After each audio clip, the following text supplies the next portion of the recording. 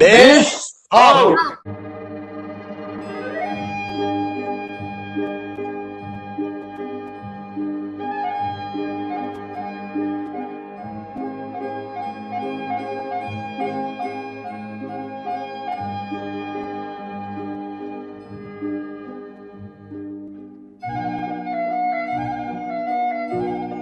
Bütün dünya yalkınlı salam. Bugün bizim perdaşamıza Yaşul Hanamov geldi.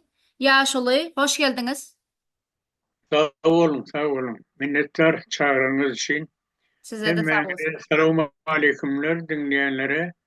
O vaktinizi geçirmeyeni arzu ettiğin şun size bir atı gıdıklı bir mesele vardı. Çemen bilen görün etmeyene tayin. Sağ olun Yaşulu. Hoş geldiniz yine bir gezek. Hoş Yaşulu, bulduk. yine sonki gurrunlarda biz uşu neme katı köp zatları nemettik, ayttık. İnni olsa düğünöngüylükte dünyalı iksanak aktivisti Türkiye'de, Türk hükümeti elini aldı da indi deportasyonuna saklav otir.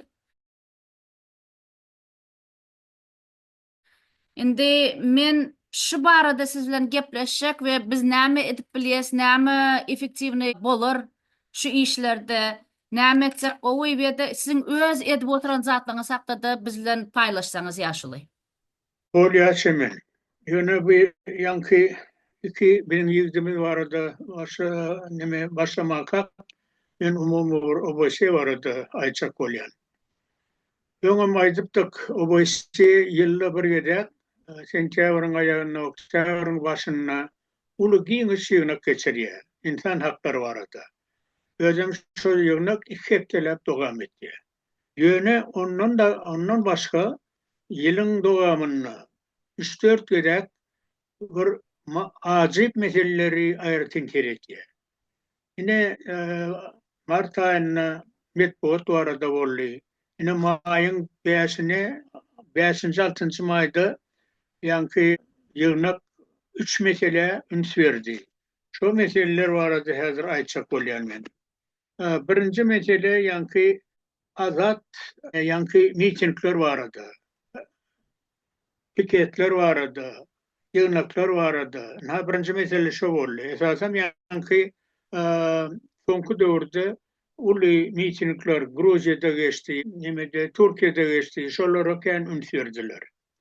İkinci mesele yankı insan hakları vardı. İnsan haklarını koruyan kurumlar, yurt içinde ve yurt dışında yerleşen kurumlar, insan hakları koruyan kurumlar. Şolar nähili hükümet tarafından başvuruyorlar, nähili problemler çıkıyor, nähili kıyınçılıklar var, şolar vardı. İkinci mesele şu oldu. Üçüncü mesele de şolar ýaly mesele insan hakları korumak varada nähili OBS tarafından gollaw gerek diýip şonu ýaly üçüncü mesele gerekli. Men esasiýen ki ikinji meseleni verdim. Näme üçin diýseniz şonu insan hakları goruyan gurumlaryň etken işi barada esasam ýanky soňky waka bizim ýanky iki ýigidimiz biri Alişer Sahatov, ikinci Abdullah Orozov. Şolary Türkiýede ýanky tosok edildi, deportasiýon lagere yerleştirildi. Ýöne ýanky insan hakları goruyan gurumlarymyz adwokatlar şolar üçin tutulýar. Şu adwokatlaryň eden işi boýunça olary deport etmän süýt edip süýt nähili karar berse şonu ýaly diýip goýborsun etdiler häzirlikçe. O da bir gowzat, näme üçin diýseňiz diýene seretmän ýa-da men süýt bolman dereg deport eden bolsalar gatykyn boldy olary goramak. Şoň üçin ýöne häzir olaryň Ankara deportasiýon lagerinden Ayratin hersen bir Ayratin lagere geçiripdirler. Şu arada men çykyş etdim o boýsaň ýöňüne näme üçin diýseňiz o ýöňlükde Türkiýanyň resmi wekili bardy.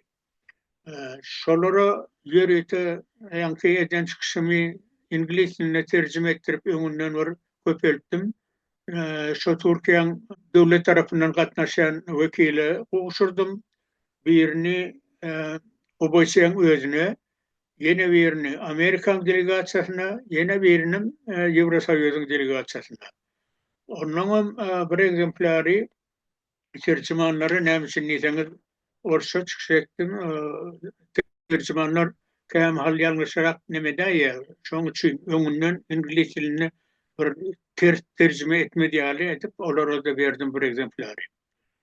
Şeydi onun yankı esası ben çıkışımda o adamla Türkiye'de resmi yaşayanlar, kanunsuz değerli.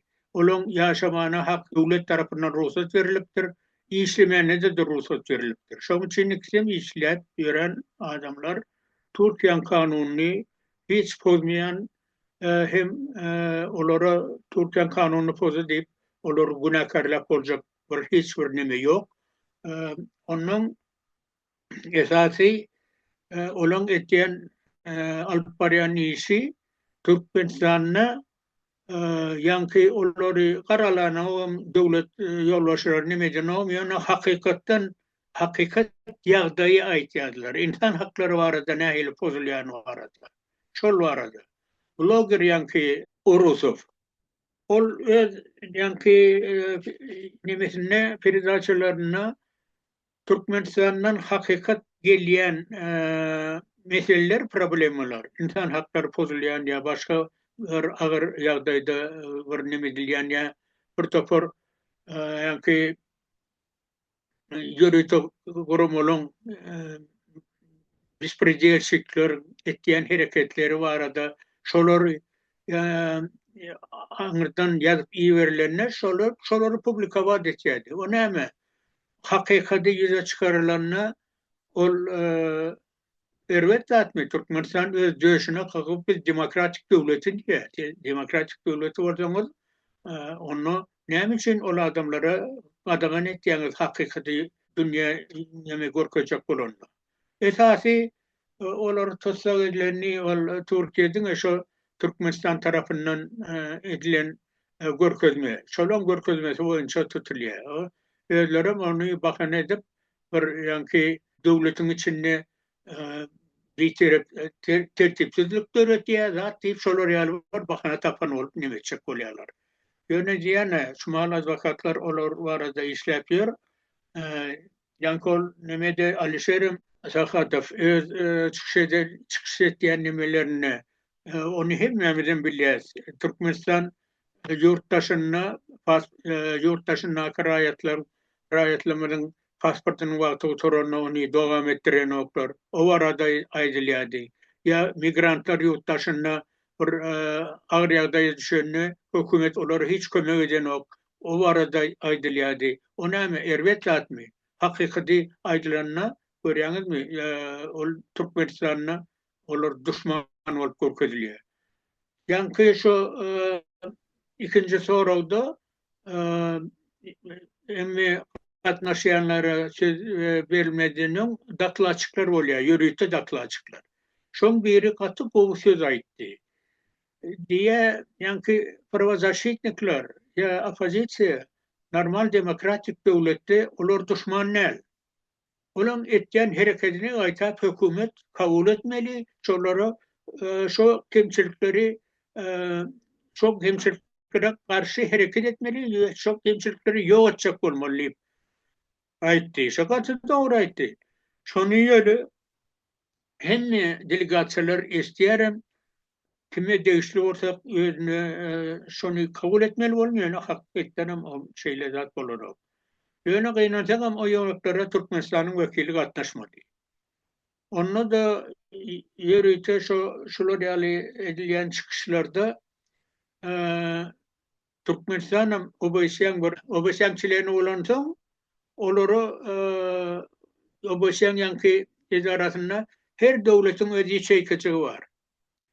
Benim şu yankı İngiliz dilindeki hem Orus dilindekini şu Türkmenistan'ın iç çeykatına koydum. Olar vagiç hem için nizeniz OBSE'de her hepte yığınak olup şu gelenine ödediği çeykatındaki hatları alıyorlar.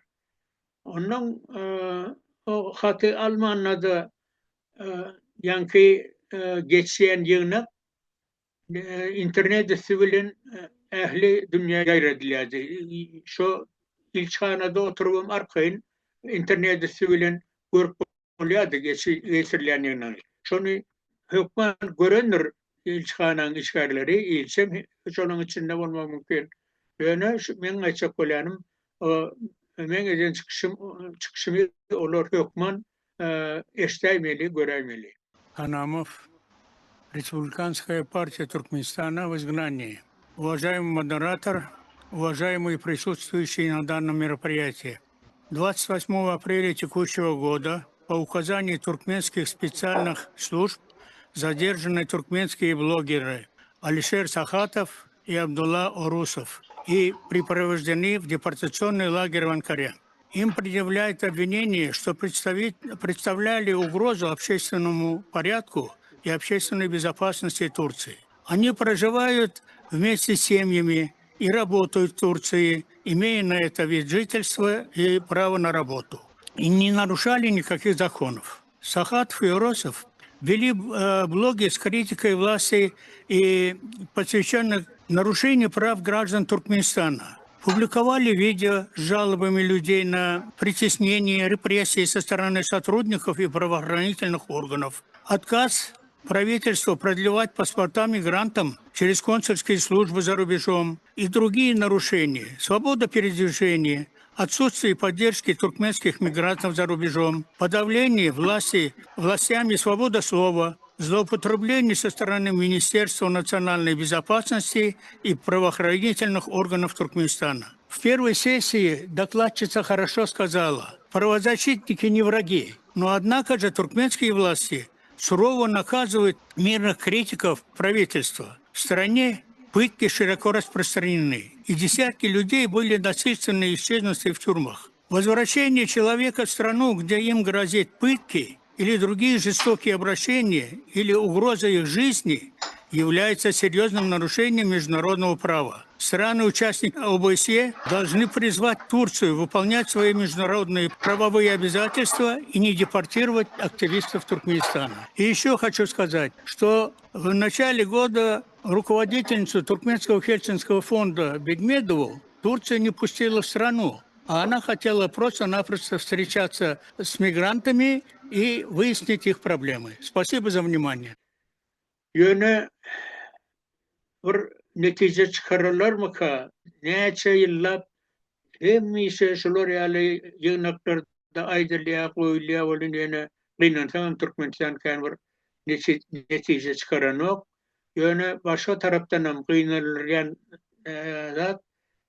şu halkara promolar aydan olya şu dakla çıkarım çıkışeden naitiye ya eleki devletler mesela yankı esasen Amerikan vekilleri, Evrosayozun vekilleri onlar tankit etti ya hakikaten Türkmenistan'da şular yer kemçilikler var diyeler yöne şu gurrun ulan galiya kıynansağı. Onu yerine yetirnok mu izlerlenok Türkmenistan tarafından talep edilenok. Ne kıynan da çol. Yöne umumi yankı yağdaylar eyleki devletler görüye, estiye, o da bir topardadı yankı fesel veriyor. Ne için diyeceğiz? Mesela Türkmenistan'da nüsi seçecek olsalar, şu içinde şular yağdaylar var. Ay onu ben başıma sokacak geldi. Bir topar yankı firmalar, ulu firmalar hakikaten onlardan ulu peyda olacaklar, investisiya eden oklar.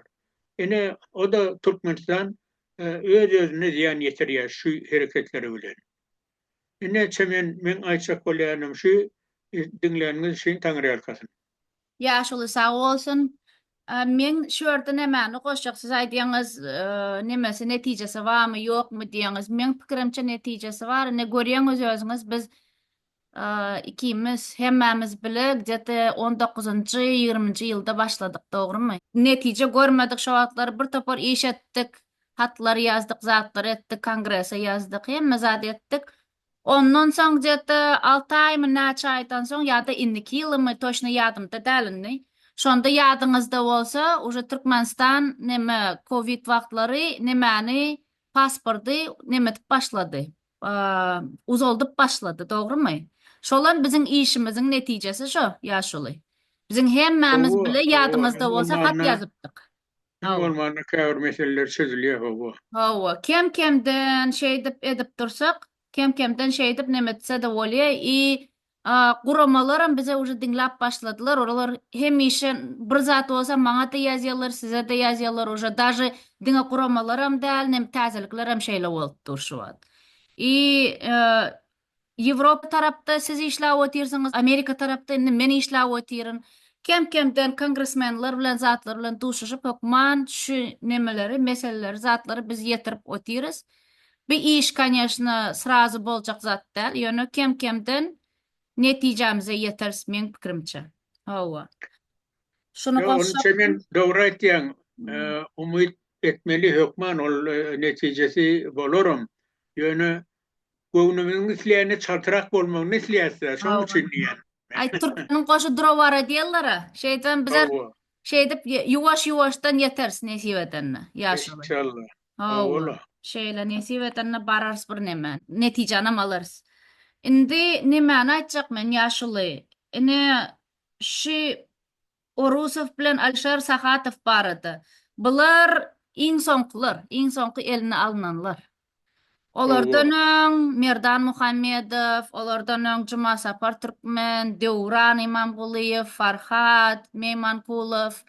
Bir topar häzir hemmesiniň ady ýadyma düşmez. Rawşan Klyçew diýenem. Garazalaň hemmesem köpelip barýar. Biz adam Türk döwleti üçin gowuzat däl ýaşuly. Потому что indi biziň suwudymyz bar. Ene elimizde suwudnama bar görkezmek üçin.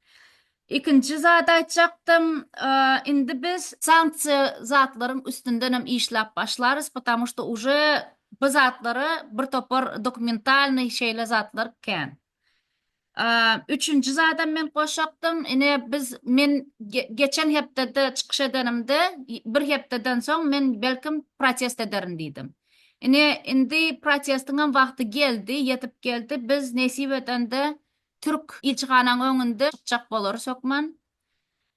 Wede kyn görmeseňiz, siz aýtdyňyz neme, hat ýazdyňyz diýdiňiz, şo hatam neme Türk döwletine başga nemelere OBS'de berdim diýdiňiz.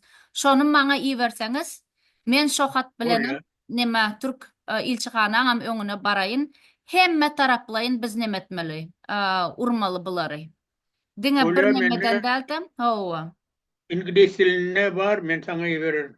Отлично. Onda şonu nemetseňiz, uğrasaňyz men şo hatla nemederim we bir näçe plakat zatlar bilen häzirlikçe prosta Türk döwlete çağırış ederiz. Biziň aktivistlarymyzy hemme türkmenleri boşadyň we de beýle päsgelçilik, beýle azar bermäň diýip. Indiki protestler bolsa ondan hem beter agresiv bolar.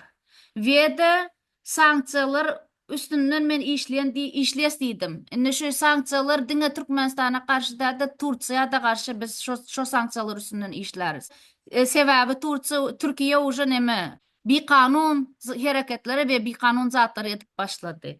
Ýene de goşşak zatym men şu wagt diňe guramalar bilen işleşemakda, daşy ilçihanalar bilen hem işleşip otyryn. Tak što ýaşuly biz neme ederiz? Bir gün biz netijemizi alarys. Men şeýle görýän. Prosta biziň häzir işimiz srazu olmaz, ýerine ýetmez, ýöne kem-kemden biz uje barmaly ýerine barýas. Men pikirimçe. Belki. Hawa, nesip edende. Hawa. We de men pikirimçe biziň hemmämiz hem neşeýdip dowam etmeli. Kem-kemden nemelerimiz hem aktivistlarymyz hem indi çykyş etip başlamaly. Açyk dälte ýüzüni ýap çykyş etseler, zat etseler, ýöne näçe biz köpelsek şonça da gowy. Birsini aldylarmy, 10-sy gelsin. Ikisini aldylarmy, 20-si gelsin. Ondan köpsini aldylar, 1000-si gelsin. Gara şeýle, çyndan hem şeýle de bolup durşuwat. Görseňiz häzir uje aktivistler hem köpeldi ýaşuly. Uje Berdu Muhammedow diýen haramlar uje bizi nemet planaklar. Uje indi boldy, halkyň özü içinden hem çykyş edip otýar. Men şunu görüp otyryn, taşda biziň işlemiz her aktivistin işi öz netijesini alyp otyr ýaşuly.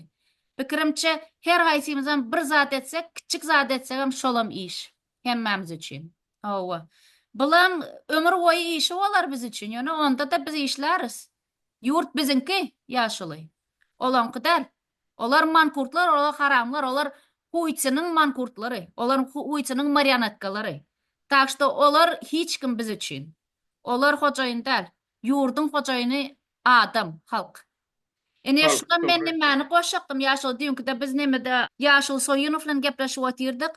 Baydak barada, neme barada, Türkmen nemeler, nişanları barada. Bir topar zatlar, naprimер, biz ayırmalı boluruz. Baydak, naprimер, separatistski baydak. Ol baydakta diňe 5 sany tire var, tire taypalar var. Başgaları görkezanaklar ýoksa bizde jetta ondan kan, dogrymy ýa?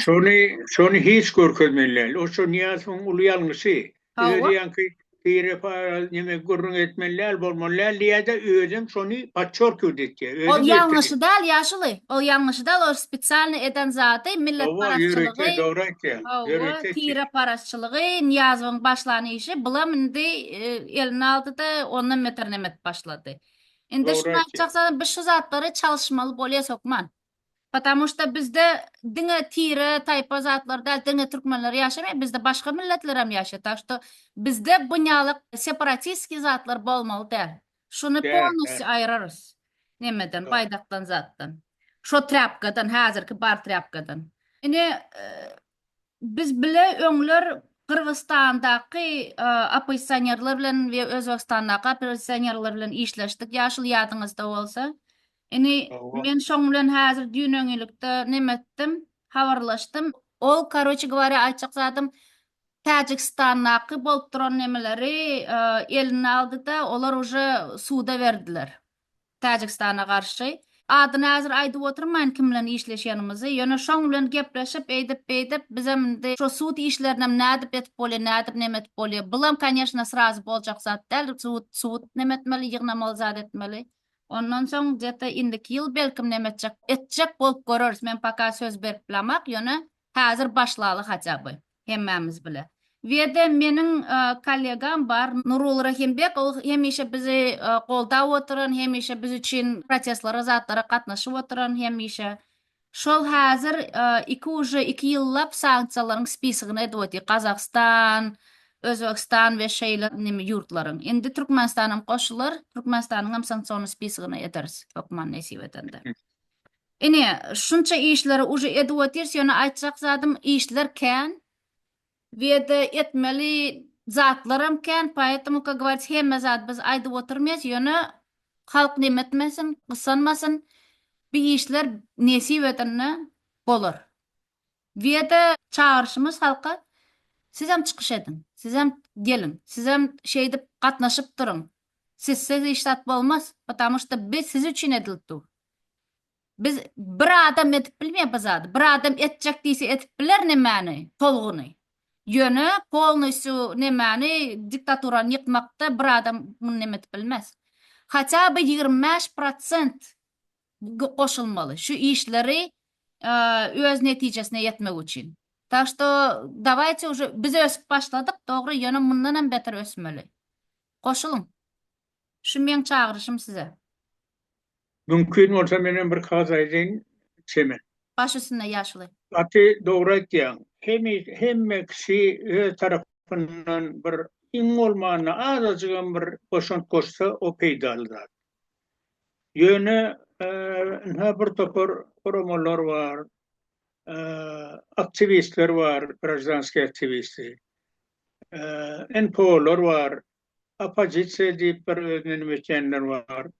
Ýöne şularyň hemmesem öz tarafından hareket etmeli. Bir-birimize ganym däl. Birleşip bilmesegem goý her kim öz ýolu bilen gitsin, öz ýolu bilen rejime garşy hareket etsin.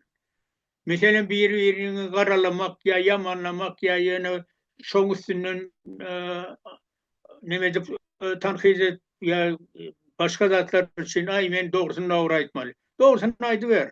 Soňundan geler wagt, ýöne esasy bar güýjümizi, ünsümidi rejime garşy etmeli.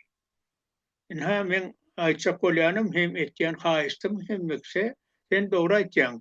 Eýleki aktivistlere meselem ýa gражданский aktivist bolsun, ýa ýön adam bolsun, öz goşundyny goşmaly, doğru korkusu var bolsa yüzünü gizlesin, sesini ütkötsin. Yani her kim öz tarafından öz koşuldan koşmalı. Rejime karşı şeydi hareket etmesek hiç haltam yütküzüp olmaz. Sağ olun. Tanrı yalqasın yaşlı qatı doğraydığınız qoşulayan menş zatları. Her gaysam öz işini etseler, başka zadı güynməyən zad etməyəni şonu biz bir neme yeter sağ. Yaşlı, menin aktivistlerim size bir soraq berdiydiler. Yaşlı Hanamov'dan haýyşt etdiydiler. Neşeyle kuramı edip bolar mı? Karatelni yağlı kuramı edip bolar mı? Diktatorlara karşı deyip. Ene size şu soraq. Karatel demek birinciden ol demek onu hücum edip bir yararlı zatı hücum edip rejimi tutmak. Ol yem görýäňiz mi? Bu iç bilen edilýän zat o yem terörizme gabat gelýär. Şoň üçin onu etmek birinciden yanlış var. İkinciden hem bir topar devletler hemmesi ýalam onu kabul etmek. Mesele min ha Afganistan'a layal, şoň için öz içinde boldy o zatlar. Türkmenistan'a onu öz içinden etmek katı kıyın. Näme için diýseniz rejimin nähili bir gaty tutup bir her ýöne hareket etmek däl, bir ağzına bir zat gaçyranlar rejime garşy öz ýagdaýyny tam nemeden kıynanyp nasyonal agry ýagdaýym diýende ýa-da rejime garşy hareket etýär hökümet durmak diýerler. Şoň üçin öz içinden esasy dogry rejimi ütkötmek üçin birinji nowbatda halk öz içinden galmaly. Ýöne edil şuň on ýaly ýagdaý Türkmenistanda ýok. Yurtdaşyndan edilýän hereket. Awganistan diýdim, ýani Awganistanda görýäňizmi, oň öz içinde döret. Ya meselem başga döwletlerde ýa-ki rejimi ütkötenler öz içinden dörýär. Türkmenistanda kıynansam o ýagdaý ýok. Ýöne yurtdaşyny onu etmek gaty birinciden kıyın var, ikinciden hem ol yanlış var. Men pikirim boýunça. Hem kişimin bile razı bolmadygy mümkin. Ýöne men öz pikirimi aýtýan. Doğru yaşlı. Ne buların men pikirimçe meýle sorag berdiler. Olar karatelni diýene nä dogry sözü ulanandyrlar. Ýöne aýtjak zatlary näme üçin OON we şunýalyk guramalar şeýle diktatora garşy zatlar eden aklary. Napример, öňler Nürnberg prosesleri boldy, ýadyňyzda bolsa. Ne şunýalyk nemeler barmy, näme üçin guramalar hiç hareket eden aklary diýip sorýarlar. Aşo men çykyş edemde aýtýanym da halkara guramalar diýemde ýa-ki OON var, OBSE var, Ýewrosoýuz var, bulan hemmeden var. Ya bolmasa ulu devletler var, Amerika ýaly, ya Ýewropada bir topar güýçli devletler. Şo men aýtjak bolýanym, şo da olar diňle howa diýe ýöne soňy ýok diýeniň sebebi. Ýa-ki sen diýeniň dogry. Näme üçin şolar talap edibilenok? Näme üçin şu hal meselem Ukrainada bolýan nämede hemme Ýewropa devletleri, Amerika başlyklyň Ukraina kömek etdi, golluk etdi. Näme üçinler şolar ýaly rejim insan hakları göz görtel pozup basgalap etýän döwletde oňa garşy hiç şurda demediler. Men şoň üçin diýdim. Dogry, olar käbir meselelerde baskı eden bolýarlar, dözülýän käbir o meliç azat, katazat. Ýöne umumy rejimi täsir eder ýaly. Gaty dogry aýtýan, şolar ýaly döwletler baskı eden bolsa, onlar rejim ütgerdi, mejbur bolup ütgerdi. Doğru, doğru yaşlı. Men bir zady goşaýyn, howa biz häzir köp zady nime etip bilýän däldir. Ýöne, napример, men Amerika gelenden bäri bir topar biz уже işler edip otyrs. Bizde häzir Eurasia Liberty diýen biziň öz guramamyz bar. Paka zaregistrasiýa edemek, ýöne şu gurama nimeni men geljekde zaregistrasiýa ederim, registrasiýa ederim. Bärde Nurul, men we başga Centralny Aziýa we de Ors taraplardan, Orslar hem neme goşulan. Biz bile hareket edip otyrs bir topar. Men şeýle aýtjak, men уже 2 ýyldan, 3 ýyldan daş bäri Amerikada bir topar guramalar, zatlar bilen we Gosdep bilen hem döwlet departament bilen hem işleşip otyn, daşy ilçihanalar bilen hem işleşip otyn. Ýerde bir näçe pozitivny rezultatlary men уже gördüm, потому что, например, bizim eden spisygymız, sanksiyalar zatlar eden spisygymız, ýöne Kazakystan we başga ýurtlardan eden spisygymız уже nemesini görüp otyr, уже rezultatlaryny, zatlaryny görüp otyr. We de bärde men häzir açyk işsat diýjekler, ýöne aýtjak zadym, orslara karşı edip oturan işimiz şu wagt, olam уже yerine yetip otyr. Уже gaty gowy rezultat gördüm men, уже gaty gowy ütköçükler görüp otyrin. Şu wagt aýdyp biljekler nämedenimizi ýaşuly, потому что bir konkretny neme iş, içindäki edilip oturan işler. Ýöne orslary уже biz neme edip otyrs. Etmeli ýerinden edip otyrs, kesmeli ýerinden hem kesip otyrs. И, как говорится, уже bir-birden esas nemeleri düýbünden otyrs. Потому что bärde diňe Türkmenistan diktaturasy däl de bärde imенно Putin'in edip oturan bagışlarsyňyz, sizlen şu sözü ulan otyr. Men ol haramzada başga söz berip biljekler nemeni sözü. Şoň üçin şonuň ady şeýle. Şoňa karşı edip oturan işimiz gaty gowy. We dünküde, например, bärde besmертный polk etdiler. Ukrainalar bilen biz bile gatnaşdyk da olara karşı durduk. Gowy neme etdik.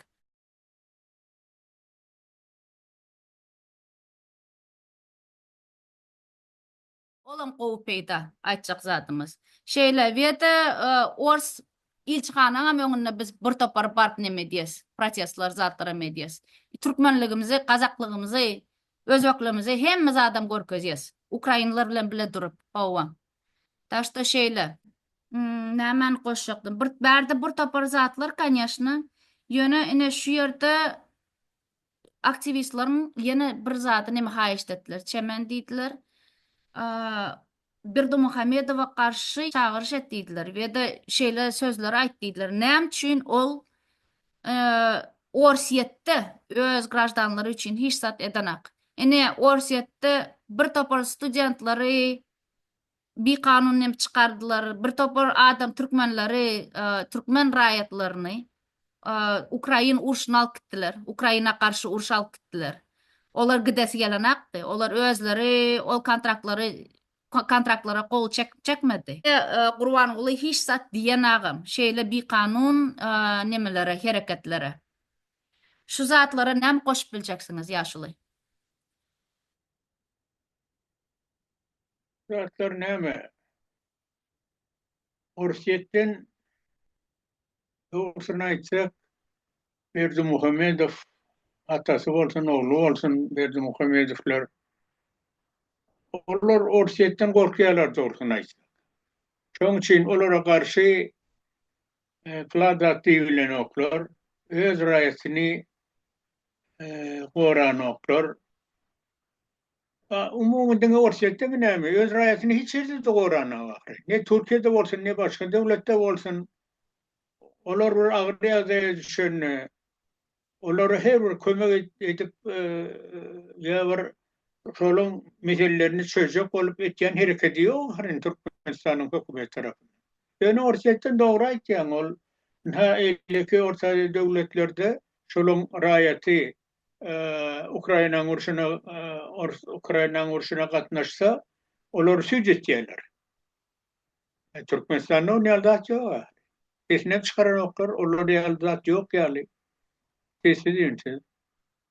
Türkmenistanyň gylgy ahyrin ol. Birinciden korkdy, ikinciden hem Türkmenistanyňky öz içinde bolýan zatlar deprem bolsun, ýerenme bolsun, tüwelew gelip Liwapdaky wakalar öňkü ýyllarda.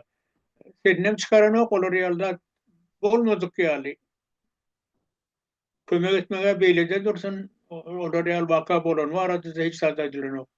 Ne Özbekistan, Kırgızstan, başga nemeler hukman neme diýerler, Ukrainaň şeýle zaproslary edenine jogap berip otyarlar, bize bizatna разбираться ederiz diýip çözeriz bu zatlary diýip. Bular bir zatlar edi, например, даже bu конечно başga neme waka. Kırgızstanlary Moskwadan ýadymyzda bolsa bir banyada tutup bir topar yenjip neme etdiler. Olaryň insan haklaryny zatlaryny depelediler. Diňe Kırgızstan dälte hemmesini hem dogrymy? Ne Kırgızstanlylar hareket et başladılar. Imенно даже neme döwlet derejesinde hareket et başladılar. Men hali bir video menne baş, onu koyarın, birazak koşarın, görkezem. Прояснилось, в отместку за баню были задержаны не просто какие-то русские, попавшие в случайную выборку, а конкретно те, на которых у власти Киргизии был зуб. И это все накануне 9 мая. Говоря о месте за баню, Марина Магомед-Небиевна имела в виду жестокое нападение русских нацистов на киргизов, которое произошло в банном комплексе «Бодрость». Подробнее об этом резонансном деле и о том, как на этот беспредел отреагировали в правительстве Кыргызстана, мы уже рассказывали в предыдущем выпуске.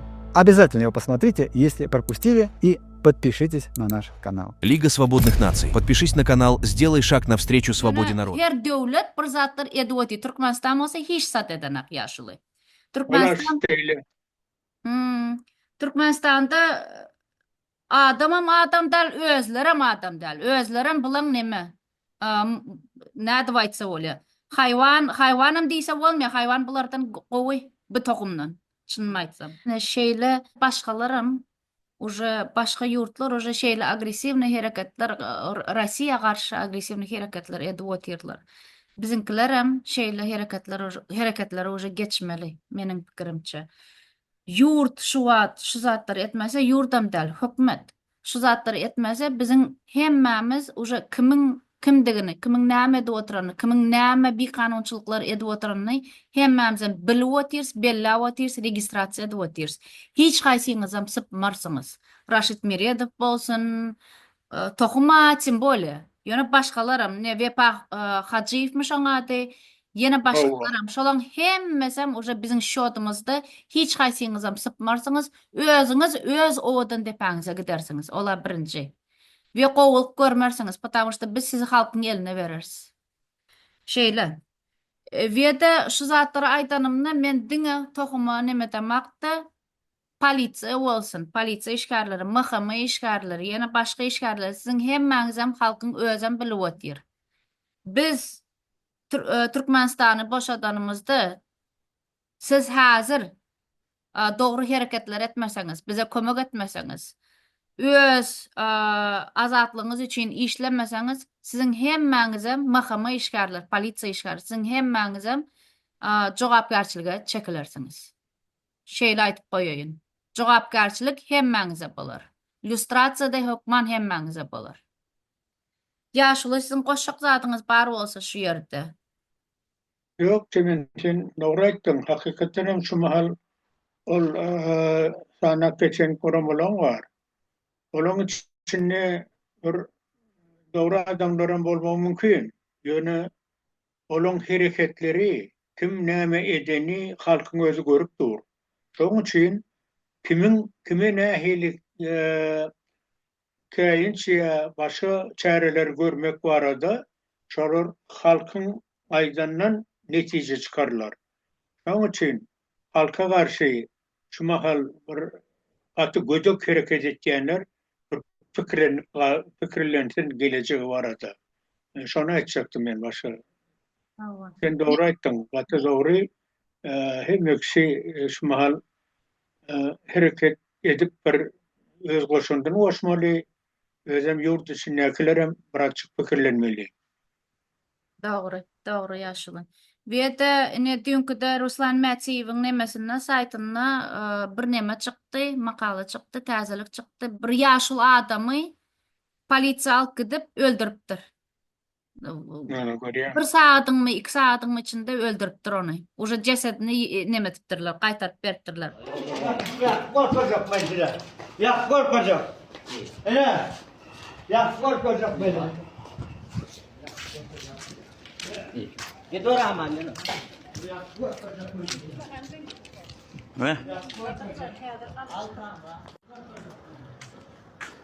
Ben aldı mı?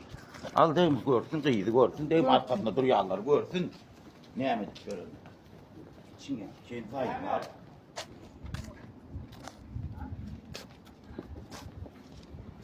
Ya korkacak mesela.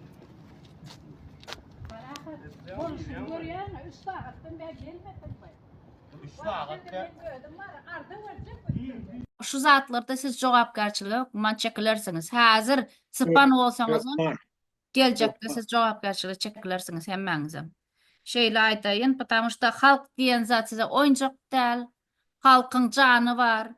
Bizem halk, biziň hemmämizem düşünip otyr şu zatlar diňe oňa boljak, muňa boljak däl. Bu zatlar hemmesine bolan. Siz birini öldürdiňizmi? Siz biziň içimizdäkini öldürdiňiz. Şeýle aýtyp goýun. Aktivistlara karşı bir zatlar edip otyrsyňyzmy? Türkiýe giden mehamalar, Türkiýe giden nemeler, spetslužbalar siziň hem atlaňyz tapylar. Oňa neme de oturmak. Siz hem gowaja diýip jogapgarçylyga çekeriz. Halkyň özü bilip oturandyr. Tim bole ýene de bir zat aýtan, siziň atlaňyzy, zatlaňyzy uje indiden açyp başlasak, uje biziň aktivistlarymyz, zatlarymyz ýurduň içine de uje neme diýip başlady, köpelip başlady. Indi olara maňa diýenki aýtdylar, çemen diýdiler. Indi biz hem öz elimize alyp başlajak zatlar diýdiler. Ine şunu men size hazır Doğru. berip goýaýyn. Men uje hiç kime etme diýjek däldi, ýöne biziň hem hakymyz bar. Size şeýle gödek işlerinize karşı hareket etmege. Так что sizi, например, за углом biri tutsa, yençse ya da başka bir zadam etse, özüňizden görün. Ene şunu aýdyp goýaýyn men. Ve Orsiýete karşı bizem indi polностью hemmämizem durarız, karşı durarız, потому что Orsiýet biz üçin iň genocidny, iň erwet, iň diktaturny, iň OPG, organizованная преступная группировка ve şeýle haram nemesi institutu diýse de bolar. Hawa, hökümeti. Paýtamy biz Orslar bilen kim işleşen bolsak, işleşip oturan bolsa, her gaýsyňyz hem siz hem jogap çeklersiňiz, hökman. Hawa. Ve de biziň ýurtdaşlarymyz üçin meniň pikirimçe ýaşuly bizem indi o nazady her atlaryň zatlaryny tapsak, şu kimleri armiýa alypdylar, haýsy atlary bar, haýsy nemeler nädip alypdylar. Şeýle zatlary özleri, öz maşgalasy zatlar, doganlary zatlary bize ýetirip otursa, hazır şu barada da biz spisak edip bilesde, OON, OBSE, Евросоюз şeýle ýerlere de отдельный hat bilen nemetip biles. Näme ady? Hat iwerip biles. Şeýle guramalary. Uje hazır başlasak, biziň işimiz gaty uly iş bolup gider. We de geljekde biz suda da berip biler, zadam edip bileriz. Türkmenistana karşı. Boldy. Men şunu aýtjakdym ýaşuly.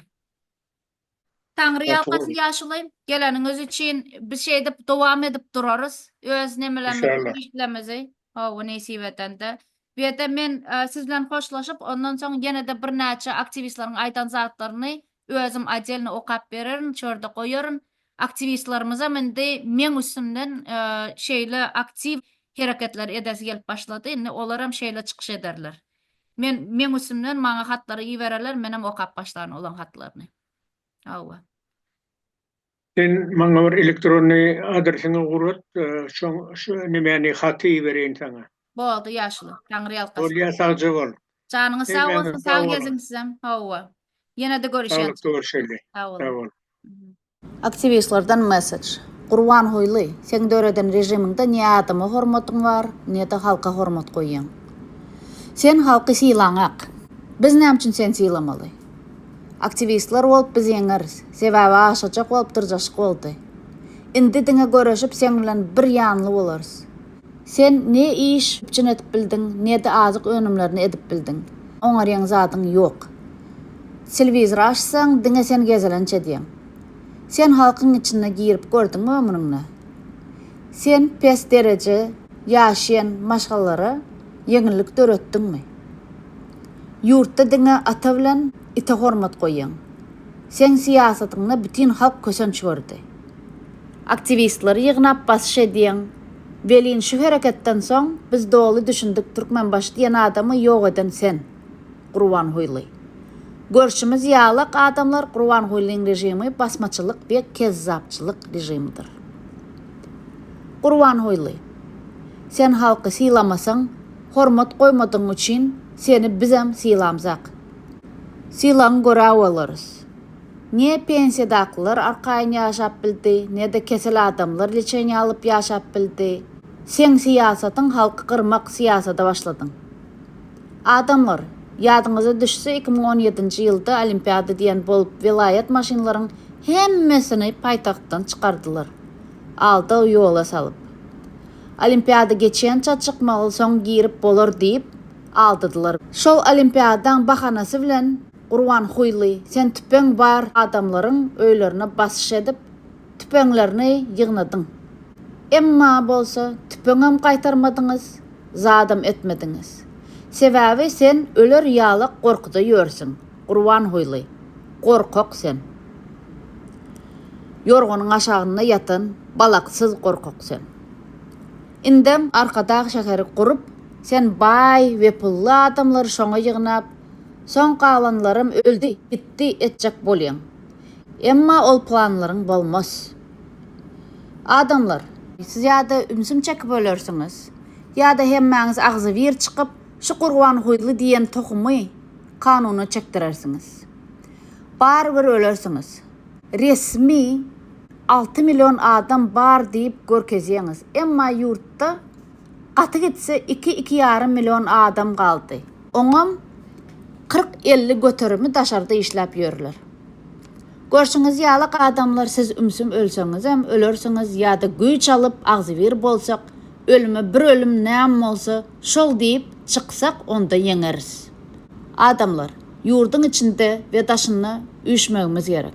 Egerde üýşmeseňiz, şu rejime garşy hereket etmeseňiz, keselden, açlykdan ölüp gidersiňiz. Näçe adamlaryň çağlary zorlandy we näçe adam öldü. Salam vatandaşlar, salam Türkmen ilim. Men şugun Terdar Berdimuhammedowa ýüzlenmek üçin bir kiçirek video çekjek. Terdar Berdimuhammedow TikTok üstü bilen size ýüzlenäýmesek, arzymyzy, derdimizi inni nira ýetirjegimizi bilemzok. Gönüden gönü size seslenäýmesek, başga ýagdaýymyz galmadyny. Terdar Berdimuhammedow Türkmenistan döwletimiziň 6 milyon halky bar. Özümizden baý ülkeleň hataryna 4-nji ýerde baýlygymyz bilen tanalýas. Özümiň Türkmenistan ýaly döwletde ýaşaýanyma gaty begenýän, buýsanýan ýöne Terdar Berdimuhammedow siziň şol alyp barýan syýahatyňyza hiççilik kanagatlanamok. Tebebi näme diýseň ýurdumyzda adalat ýok, kanun ýok. Halkyň hal ýagdaýy gaty pes, halkymyzy iş ýagdaýy bilen üpçün edip bilen ok. Halkymyzyň ýaşaýyşy gaty pes. Terdar Berdimuhammedow size ýüzlenýän 6 milyon halky saklap başarmasaň prezidentlikden git Terdar Berdimuhammedow, seni islämzok. Bul men meselem däl, bütün halkyň meselesi. 2 milyon halky ýalňyşmasam ýurtdaşyna eklenji üçin öýe ojagyny, maşgalasyny taşlap, ýurdumyzdan jyda düşüp nirelerde işläp ýörs. Terdar Berdimuhammedow, men öz ýurdumda zähmet çekesim gelýär, öz ýurdumda işläsim gelýär. Bizi iş ýagdaýy bilen, iş bilen üpçün et Terdar Berdimuhammedow. Başaran okmy, taşla prezidentligi. Biz sen islämzok, nesilden nesile geçýär siziň prezidentligiňiz. Islämzok Terdar Berdimuhammedow. Näme üçin bu ýaly beýdip çykyş etýär, gepleýär diýersiň. Ýurduň içinde adalat ýok, kanun ýok. Şuňa çenni hemmede göz ýumdyk, kanagat etdik, şükür etdik. Terdar Berdimuhammedow mundan artyk bolýan ýagdaýlara dilimi dişläp gezmäne men wyjdanym çatanok. 20 ýaşlyk edim paýtagtda aradan çykdy, Aşgabat şäherine. Jenaýatly ölüm bu. Gyzymyň suwdy bolmady, hökümet işgärleri gyzymyň işini alyp barmadylar. Ine men ýurtdan näme gilelik gerim. Terdar Berdimuhammedow, size ýüzlenýän 6 milyon halkyňa eýe çykyp ýurt şekiline saklamasaň artyk seni islämzok. Git Terdar Berdimuhammedow, muny çyn ýürekden aýtýan. Baribir görşüňiz ýalyk size ölüm garaşýandyr adamlar. Gurwan Huylyň özü ölü gorkak. Bir çyksak bular kaçmak bilen bolarlar. Emma biz kaçırmarız seni Gurwan Huyly tohumyň bilen. Pikiriňe de getirme. Gurwan Huyly, sen halka şey dip azar berýän. Ertir şu halkyň eline galsaň näme etjek? Şonda näme etjeksen, şondan soň näme etjek? Aktivistlere de gün beraňak. İzarlap, indi şolara da güýjüňi görkezýänmi? Sebäbi sen Niýazowy bilkaslaýyn öldüren soň, elini gana bulansaň, indi sen öwrenen zadyň bolansaň, hemmäni ýygnadyp öldürüp ýörsiň sen. Ine, suwut adamlar. Niyazowy öldürmedik bolanını bu haram uly aktivistleri de elini bulamazdı. Bismillah'dan şol Niyazow ölen gününden başlap sen şu rejim başladın. Haramzada. Haram uly. Näçe adam öldürdün haram uly. Karantinde bizde virüs yok deyip yalan maglumat berip yayradıp yurdun näçe milyon zäherlenen kesel adamları öldürdün. Ene adamlar size subut. Ya da açlıktan, işsizlikten ölüp gidersiniz. Ya da Qurban Hoyla karşı çıksak şonda ölümden qaytarız. Şu boluşda sen Qurban Hoyla yurdu Siriyadaki ýagdaýa ýakynladyp ýörsün. Emma halk bir gün doyup yaraq elini alıp çıkar. Yattan çıkarma Qurban Hoyla. Tayak olsa da bir gezek atyandır. Hök man avtomat pistolet gerek del. Ýöne tayak elini alsa da yaraq olar şol. Haýsy tarapdan alma böwet durandyr. Ne mektep, ne meditsina, ne bilet var, ne azatlyk var. Ene Qurban Hoyla, görýärmiň? Ene senin beren durmuşyň. Durmuşam yok, yaşamagam yok, canım yok. Adam öldü, adam gitti. Senin eden döröden rejimiňne. Qurban Hoyla, даже Merkezi Aziýadaky ýurtlar, bizim goňşularymız, olaram уже progress, ös edip başladılar öz yurtlarına. Bizim даже atsızlarımızda olsa qotagam yok sen derdiňden. Ene şunu bizim aktivistlarımız ýazyp atdy. Даже şu yok atsızlarda. Totoklaram gitti daşar yurda. Daşyzdak taýhanlara gerek zat däl bu. А то утром заходят на поле, вечером еле выходят. Ene Türkmenistanda esasy daşyz bilen lewap garamaýak taýhanlaryň ýurty. 80% ekinden yaşap oturan qaramayak halk. Yine bir zady qoş diýdiler aktivistler.